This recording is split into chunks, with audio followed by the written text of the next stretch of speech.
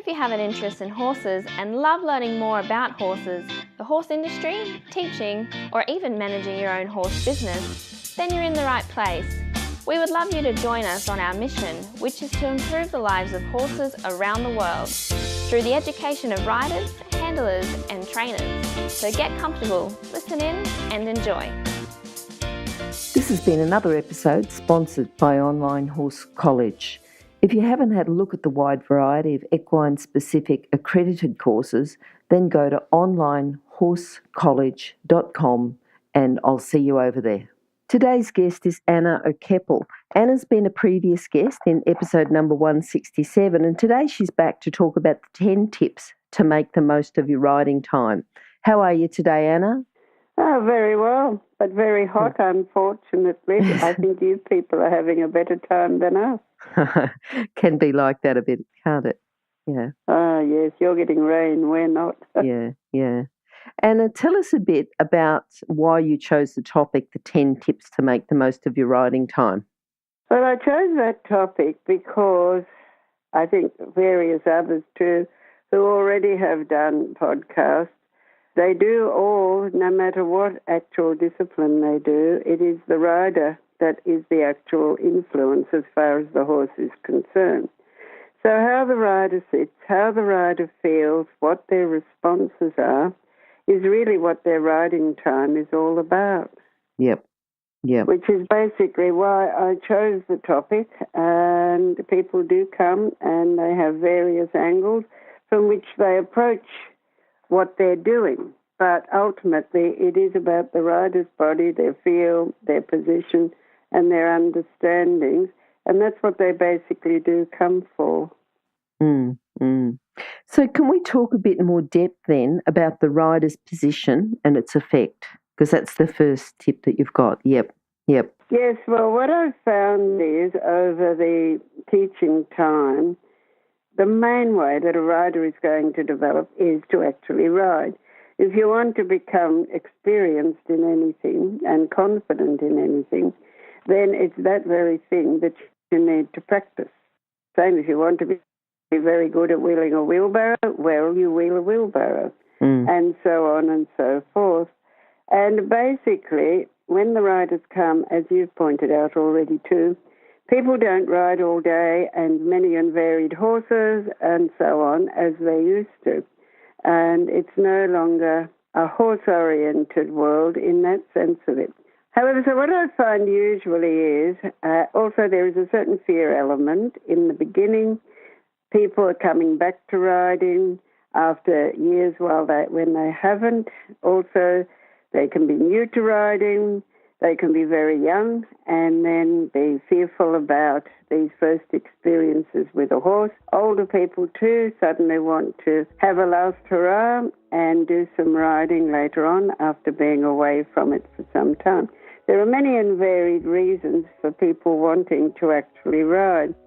Now, one of the things to get people into the frame of mind, I think, is very, very important. So after we actually, first of all, get on the horse, because that in itself is, I think, quite a challenge for some people, then I think I usually let them ride around at a walk to get the idea of where they're actually at. Then we generally have a discussion, because actual discussion and interaction with the rider makes a lot of difference, even in the beginning, because as a teacher, I always feel you need to know where the actual person is at. It's all very well for yourself who knows where you need this person to be, but they don't actually see it like that, and every person has a story. I find one of the easiest ways to start people is to give them the image of the centaur. Now, the image of the centaur was created to be one with the horse, to be united. And a lot of people already can understand that idea. They want to be united with the horse and interact with the horse. And the beginning of it is to actually not interfere. Later on, when they have some understanding, etc., it's all a developmental process, then you can actually go on to, of course, influencing the horse. But in the beginning, and in order to get people into that zone, giving them the image of the centaur, I've found, does help a lot, because visualization, whether it's internal visualization or external visualization, has a lot of effect on people and is something that everybody can do because they've already visualized themselves on a horse. Then I think it goes on to, I generally go on to, there are two sports which use all the muscles. And those two sports are skiing, where the skier follows terrain, and the riding, where the rider actually follows the movement of the horse. That's the difference between them. And then that leads to the third point, which in order to be able to do these things needs balance. And if this balance doesn't exist, then this balance, the rider, well, the skier falls over.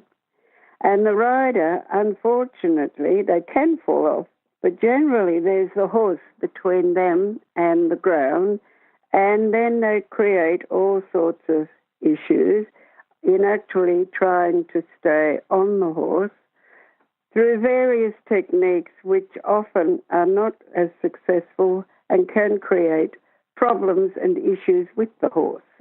Fear in the horse, resistance in the horse, etc. So then this one leads, for this balance to happen, there actually has to be a lineup of the joints. Riders ride with their bones, and you actually, to have a good posture in general, because this goes into all the balance and the lineup needed for riding, can actually be practiced and should be practiced in the rider's general life. Even driving the car, walking down the street, etc., has a balance. And this balance is exactly the same as it is when you are riding the horse. Now, in the lineup, it's the bones that the rider actually rides with, but it is the suppleness of the joints and the bending of the joints which give the rider the suppleness and the ability to balance on the horse. Now, these bones, if the joints are bent and they are supple and they're elastic, they create energy as well. And this encourages the horse to go.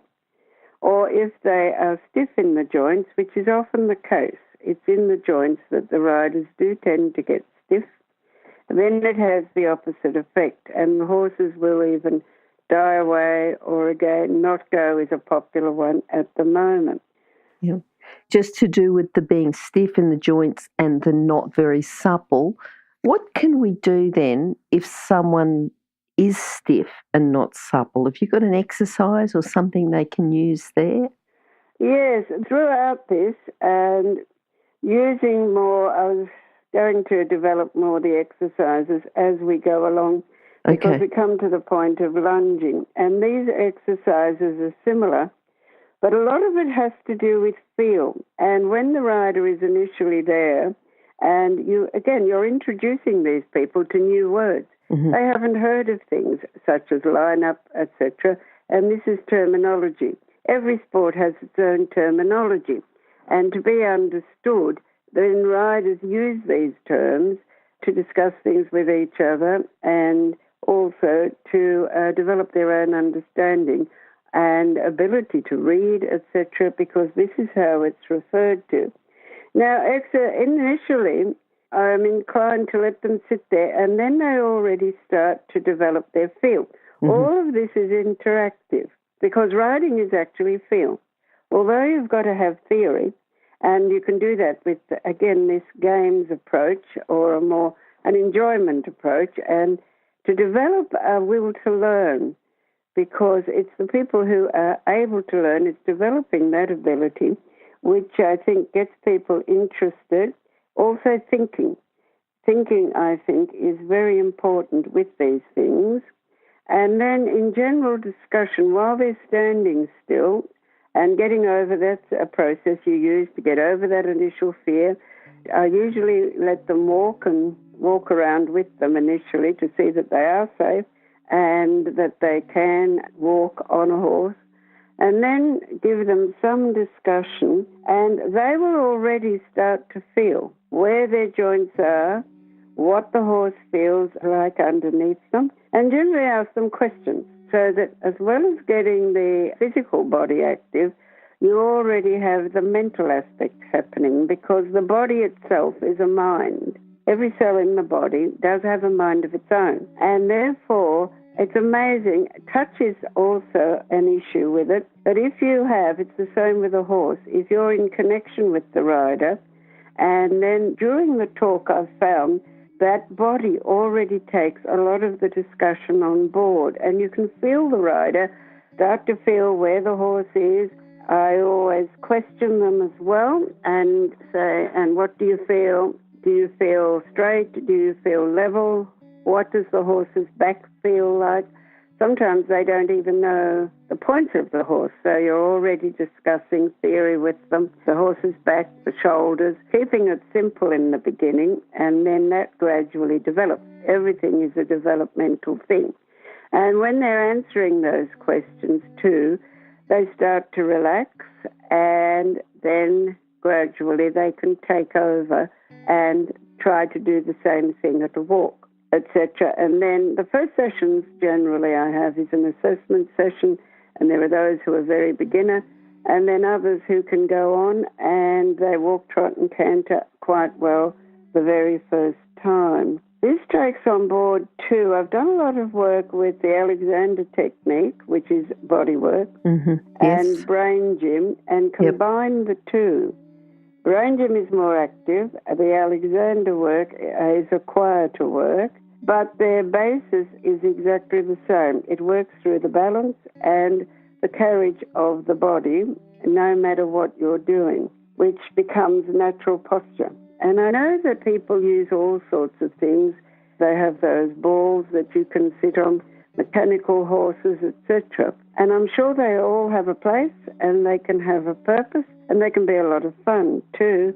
But I've found that really, as you mentioned too, the riders generally now have this 1 hour or something like that to do their riding. And during that time, I've found to ride the horse is really the best thing to do, and use every precious minute to do that.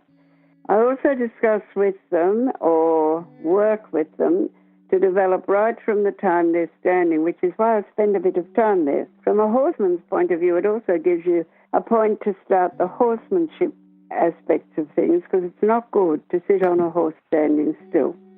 They lock their backs. It's not good for their joints. And even the old stockman, I learnt that from the stockman. They just straight away got off a horse. You never sat on a horse standing still. You kept it moving or you got off. And then I can lead on from there. Well, we can discuss, we can answer questions. Standing still, let's try to walk if it's a very beginner person, or even if it's not. And then they can ask again any initial questions. You can ask them questions. You can ask them, what do you see over there? You can start with, they can tell you there's trees here, etc., so that they're already developing their awareness and they're developing peripheral vision, where their eyes should go, etc., and they're not locked into that looking down, clutching, which is often what happens to people who are a bit nervous or haven't yet found the balance in their position. And those questions and that interaction, they enjoy it. Yep. Because it involves them. It's you, the horse, and them. Yep. And then you've already got an interaction and an involvement, and it gives them time to do simple things well, which is basically really what it's all about, right to the very top. It also gives them calmness and an ease, and it relieves the fear factor. Okay. I think that's important, isn't it? Removing that fear factor. Yeah, because that seems to be, and that's even very experienced people I've had and competitors can be quite fearful. Very strong. They can be strong riders, but it is very interesting. They're still worried about the horse doing this or the horse doing that. Yep. And then you get to the reaction level. And unfortunately, it's always the horse that gets the blame. It's just the way it is. Yes. And if I think it's leading to the fact to do something calmly and easily, and then you do it well. It doesn't necessarily equate with winning. And I think that can be a difficulty with riders at that level and with that involvement. But the same thing again, they are fearful, and understandably so sometimes, with horses rearing, horses bucking. Nobody wants to have a bad fall. Then the other thing, right from the beginning, is to look where you're going, because that also, it's a difficult one. The inclination is always to look down. That's an interesting one because it's quite difficult for people. The extremities seem to be the most difficult parts of the rider's body to address. And that one of looking up and ahead, that also puts you on the seat bones and actually brings the body into balance, and then that allows the legs to drop down from the hips, which is something you want to initiate naturally from the beginning.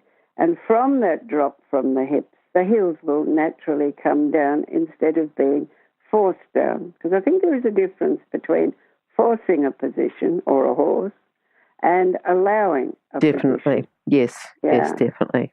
And it's those subtleties in the end which make all the difference. So even in the beginning, and we had it, even in the days when I was with Frans Meiringer, he would always say they didn't have names for it and isolations as we have now, but they knew these things, and it was always you had to look where the trees meet the sky. And it's only now I understand, what he was really teaching. Yes. And I've found, too, with children, if you get people right from the beginning, you can get them, again, it involves they talk to you. Okay, what do you see directly in front of you? And you start off with one thing, and it's all developmental. Then can you tell me 3 things you see in front of you? Yes, I can see a dog running. Oh, and there's a tree over there. Yep. And usually in the beginning, the riders will see things close up. They'll only, there's a rail just to the right of me.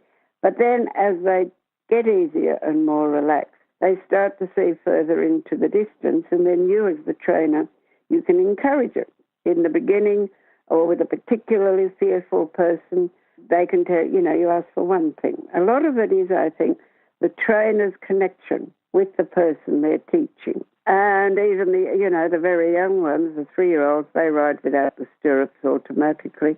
And it's a game, there's a tree over there. Their level of language you have to take into consideration. But they think it's great fun. There's a tree over, and look, there's a bird. Yes. They'll come at yes. like that. Sometimes they pick up things that you haven't even found yourself. I know. Yes, yes. They do, and you think, you're right, there he is. Yeah. So that game and enjoyment aspect is part of the actual process, I think. And you can, of course, invent games of your own as well, specific games that people can be involved with. Then, what have I got down there? I think you're going to talk about touch and educating muscle memory. Wait, can you hear anything? No? That's because we're waiting for someone with a good quality horse product to be advertised here. If that's you, then contact us, horsechats@horsechats.com, and we'll send you the details. Thanks.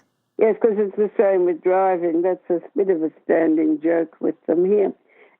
Just make sure I'm not on the road when you arrive, because it's an analogy. It applies, and they can understand those sort of things as well. Then, yes, there's that the use of touch to educate and re-educate the muscle memory. And that's, again, something that is very useful with discussion and talk at the same time. If you have the person standing there, or if they're walking along and you walk with them, for instance, if they're stiff in the knee or they're very tight in the hip, it's quite easy then to just put a hand on their body, because that is what they also do in body work. It is to do with touch as well, particularly the Alexander technique. And that touch, you can feel the changes happen, and you can help them with the changes. Also, you do the same thing with the horses. It does help the muscle memory. If the horse is an unspoiled horse, then you can feel and educate him to a light touch to move on and so on. And with the horse, usually the ruined horses or spoiled horses are very tight in their muscles. And with that touch and also sometimes a bit of a massaging effect more than actual massage, it will release the muscle and start to give the horse a longer muscle, a more relaxed muscle, which can then absorb some of the new memory that you want to instill. But that is the problem with the horses with re-education, is that you've got the job of undoing the past.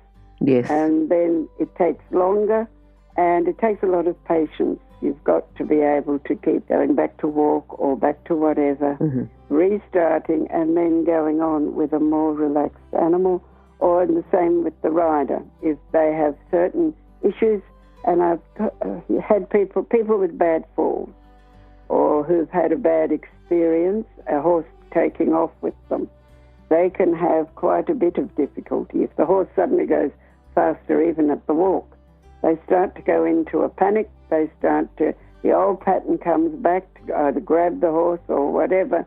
And then again, it's a matter of coming back to the walk, coming back to their relaxation and starting again. And that can actually be a bit difficult because their great thing is, I've had two lately who came for a few sessions because horses had bolted with them and they wanted to canter. That very first lesson, you were to create the miracle, because to them, mentally, that's the way they could overcome their fear. And talking to other people, and people always want to help, and I'm sure they have the best intentions. And I've often found they don't find in the beginning, it's not very easy for them to just walk, because they've come with the purpose, or if it's children with the parents, oh, she's had a fright. The horse she rode down to the paddock and it bolted. And then she fell off, da-da-da-da-da. So we just want you to, and they often feel too that you can do it in one session, which is not really possible.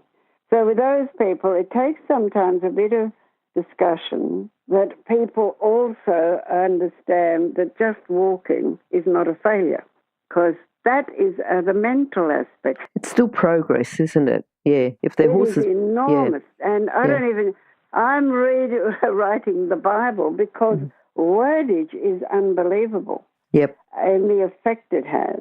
So there's no such thing as failure, and I believe that. There's just success, plus various degrees of success, and in the end, you just say, well, that didn't work at all. So therefore, once you've said that didn't work at all, the mind, I've found, generally then, and although the modern person in Western society, you have to teach them then, well, that didn't work at all, and instead of looking around helplessly or going into your fear panic zone and thinking, this is dreadful, I'm no good, the mind should immediately kick into, that didn't work, especially if you're riding. You've got about a quarter of a second if a horse is bolting or you're about to hit a wall, and you've got to respond. You've got to do something. And once the brain freezes, you can't.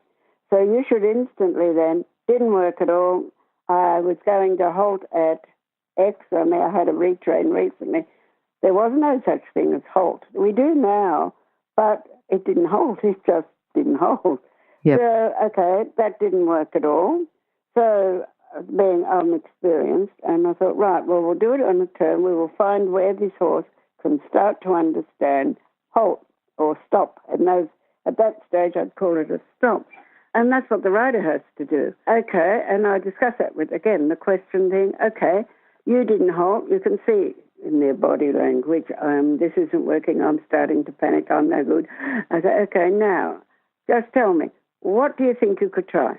And I say, it doesn't matter if it takes you a whole arena. I think you've got to get them to understand that in the beginning. What can you try? And I ask them. And then they might say, this, sometimes I give you the weirdest answers too, because they just not, it's an experience. And yeah, and you have to say, yeah, that's an idea, but da-da-da, try that. even if I know it's probably not going to work, and now and then it surprisingly does anyway. And I said, well, try that. And then I say, did it work? Well, the horse might even slow down a bit. No, I didn't stop. All right, you didn't stop, but what did happen? And then if they're really stuck, I say, did it go a bit slower? But they often say, you try to lead them to say, well, he went slower, but he didn't stop. Okay. And then I said, well, that's a start. He went slower. Okay. What else might you add to that? So in the beginning, and that they really well and truly use their hour, because you are tired at the end of it, but you're supposed to be, because you've been physically at it, mentally at it, and at that level too, there's quite a bit of emotion involved. Later on, you develop the emotion into feeling is really what you want. But so that happens as well. Then it is very useful to lunge the rider, because then you're in charge of the horse to a large degree with beginners or those with real balance problems or a lot of fear. And they can also, again, naturally find their own balance, find their own seat, and have no reins, because that to humans is a huge thing. Yes. People think of the horse from in front instead of from behind, and they feel insecure because we stood up. We used to walk on all fours, so we were secure then because we had them all on the ground. But now we stood up. We've got to do something with our hands. And that is an issue, I think, in riding, because you hang on. Yep. And what do you hang on to? The horse's front. Yep. The horse needs his neck to balance and feel secure himself, because if he's restricted, and you see it a fair bit now with the pressures of riding at the moment, then he starts to panic. And in his panic, he'll do things like buck, rear, run away, and all those issues. And then, of course, the rider hangs on more, and a strong rider can possibly get away with that. But again, the problem becomes exacerbated, and the fear factor comes back in. And then there's quite a wide variety of exercises. You can start off with just getting them to hold the saddlecloth in front of the saddle, which already gives them the idea. You keep your hands down. Once you lift your hands, your center is gone, and then you are more likely to come apart. With very experienced people, the hand can be used here, there, or anywhere, but these are very experienced, very well-balanced, good riders, which takes a bit of time to actually achieve. Mm-hmm. But in the beginning, it's hands down, hands down, hands down, yes. And together. Together is really good. Yep. Once they get wide, again, your point of balance is gone. I think Sylvia Locke puts it very well. It's like threading the eye of a needle, and that's what riding with one hand was all about. And you can get them that exercise. If they're very timid, just put your hands there, then they can hold the saddlecloth. I don't like them to hold the saddle because it gets the hands underneath them. But the saddlecloth is already a step forward in getting the hands forward, and later, as they become confident and secure, well, touch the horse's left ear, halfway up his mane. You can teach the releases in basic jumping. You only need to be using rails on the ground. Even George Morris said that. I can teach you everything you need to know about the show jumping over one rail, but people generally don't want to do that. But I can understand where he's coming from. And then you can give them a tennis ball, and they can start to throw that from side to side, I find, is best first of all, because the hands are down and it's easy. Then they can stay, as they get some security in the position and the ability to move the arms without actually hanging on to something, finding their seat and balance, they can start to throw the ball up and down. That also starts to activate the eyes, because the eyes follow the ball up and down, which again, then they can use their vision, their peripheral vision as well. And in the end, if they're you can juggle as they advance. Some are going to have that ability more than others do. But again, even just simply being able to throw the ball up, and you could say left hand, right hand, you try to equate the two. Because what you're trying to develop in both the horse and the rider is straightness and the levelness of the body. And when you say juggle, are you teaching juggle on the ground, or while they're riding they start to learn juggling? Oh, they can do it while they're on a horse. Okay, yep. I had one child who was she did it anyway. She was a natural, and she did it on the ground. And I do let them, I say, it's all developmental. No, we don't do it the first lesson. You start off with the simple thing, and the horse has to get used to it too. Otherwise, you can have a panic situation. And the more advanced riders, they sit on the horses and they do train them that they are not worried about someone moving. Lunging horses do have to be trained. You can't just lunge on a horse that's never done it before. So, Anna, I know that you like to do a lot of talking and singing within the lessons to release the TMJ. Can you just talk about the TMJ, what TMJ stands for, and how that can help people with their riding? Yes, the TMJ is the temporomandibular joint, which is the jaw, where the jaw actually joins the skull. And clenching the teeth, a lot of tensions come out through riders' shoulders and through the neck, through clenching the teeth, because that naturally happens when people are concentrated, and also through the general tensions of fear, etc. And talking, interaction, not over-talking, that helps, and also singing. We used to have to sing. Baba Black Sheep we had to sing. I'm not sure how that would go down these days. But again, you can have fun with that. Red sheep, blue sheep, or get them to choose a song of their own so that they can do that while they're riding. And it is amazing how it has a relaxation effect of easing the tension in those areas. It's that shoulder neck tension.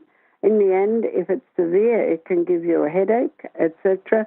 And that area in the lower back between the hips, that takes up the tensions from the legs, etc. And also it's an enjoyable way of doing things. And then with the singing as well, you can do it with the reins in one hand, arm hanging down, and you keep switching sides if you're doing that exercise, keeping the rider relaxed in that as well. Because that leveling of the body, and everybody's asymmetrical, the horse is and you are. Some people very little, other people have a huge asymmetry. I've got one of those at the moment, and it's quite fascinating. They're almost unable, this particular one could not change over from her rein in one hand and whip in the other, so that it was mobile, and she couldn't change over. It was quite interesting. She'd have to come to a standstill to actually even make that change. But she had a huge difference in the body. And this also affects people's health and the horse's health. If they're left crooked, then there's imbalance in the body, and that's when the arthritis, etc., starts to set in. So that balancing the body, right and left, is actually a therapy and a health issue, as well as an actual riding skill. Yep. And it is the only way to get the asymmetries as straight as possible, because it's highly doubtful anybody or any horse will ever be totally, absolutely straight. But you need that to be level in your own feet, to walk level, and for a horse to have each of the four legs equally weighted, which means he can carry a rider's body much more effectively and with much less strain. So, yeah, it's an interesting way of doing things, but that relaxation, I think, is crucial to being able to focus, to being able to breathe well and easily, and ultimately to relax the tensions in that shoulder neck area where they can be very wearing. And what about developing the feel? You talked a little bit about that. Have you got an exercise to help develop feel, or just to start develop feel? Yes. You do that right from the beginning, because I straight away tell riders that good riding or riding of any kind is about feel. Theory, all those elements, of course, are part of actually understanding and learning this thing, but it is about feel.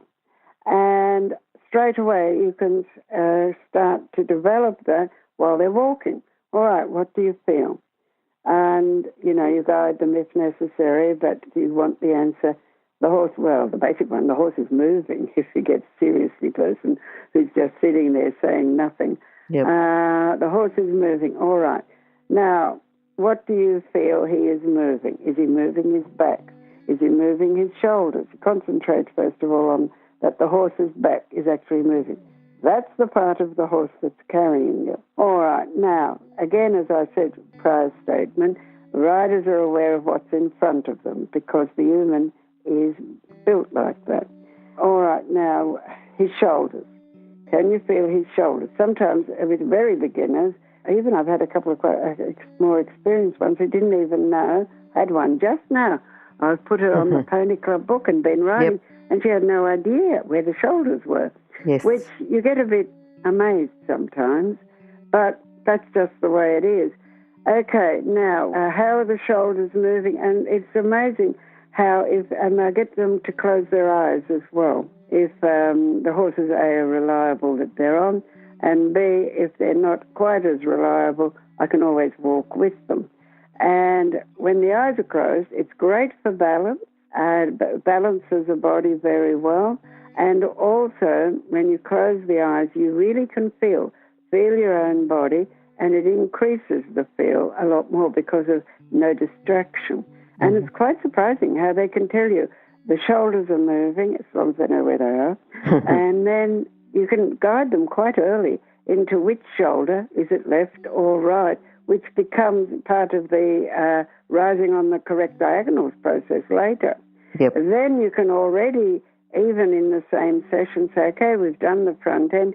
Do we know how horses operate? They operate from the hindquarters. They're built like Volkswagens. Right. And they can, and it is quite, you already encourage, feel the hind legs. And some can't tell you which hind legs, but they can feel that. Then I encourage, can you feel which side is coming forward under you? Yes. Most of them can. It's quite surprising. And this is what a horse operates from, so that in due course they can put more focus on feeling from the back legs. And then the same, you can have them on the lunge or run with them. Or if the horse is good, which the schoolmasters are, they just click them up into a slow trot. And how does the trot feel? Oh, it's bouncier. And then lead them into the, how many legs does a horse have? What sort of beat can you feel? Because it is about beat. The walk has a beat, the trot has a beat, the canter has a beat. And they're all different.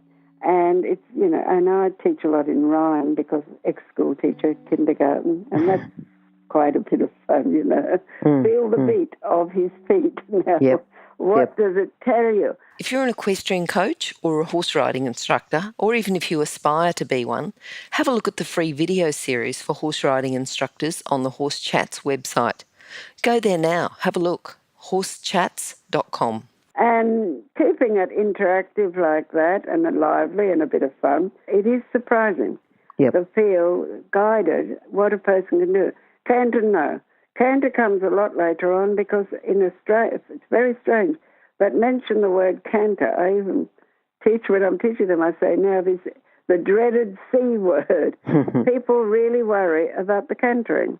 Yes. Which is interesting because I think it's because walk and trot, everybody learns fairly quickly, fairly easily. They start to get control. Then in canter, because again, the horse has to push off from one leg. As I say to them, it's like you standing on one leg with someone on your back. Now, if they sit perfectly still and get the aids correct, you can do it. Yep. If you start to wobble about, he's only got one leg and he can't do it. So he'll either run off, and we cover those scenarios. But it's quite interesting how introducing canter, and when people come here to have their issues solved, this cantering is one of the big ones. So in the beginning, I do let them go a little bit more you can, as I say to them, you've got to be able to feel the canter in the trot, just as in the walk, because the modern rider creeps around. They think this is this cute obedience, but it's not the case. You've got to have energy. Energy is the thing you work with horses. That's all you've got.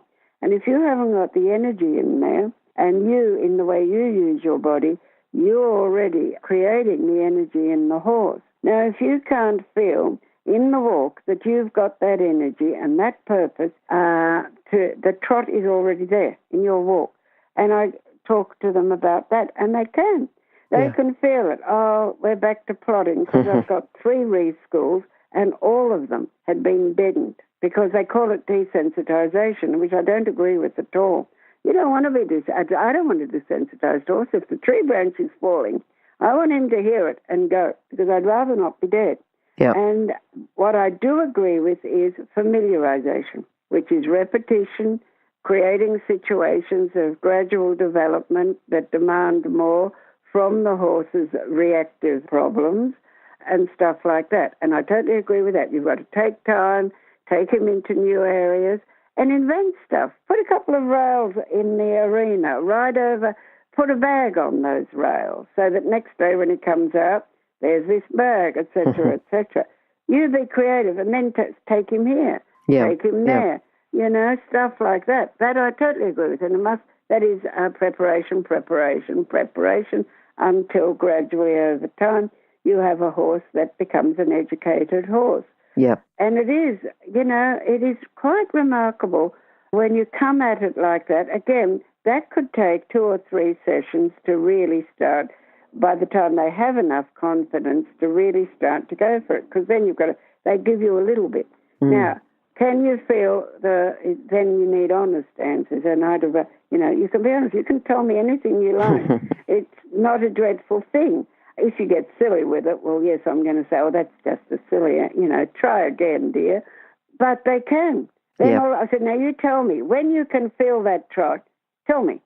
Yep. And then I say, and go right now because you got it. Yeah. And that way it's the same for the cantering. Now, prepare the trot, and then the running trot, they soon find that'll fail because the trained horse will do this running extended trot. But to get up that energy, keep your balance, and it is a bit more complicated because the rider has to be fairly effective with their aids. Yep. And they have to be supple with their aids, and often in that cantering piece, that's when they clutch. That's when they freeze up. So you've got a fair bit of stuff to work with. But once the penny drops, they find it, it's easy and it's good, yeah. Yeah, I think the tips that you've given today to make the most of the riding time, I think that, those tips people can listen to it once and then say, oh, I think I might have missed something there, and go back and listen again and maybe go out and, a couple of weeks later can come back and do it again. Yeah. So I think that's been really good. Yeah.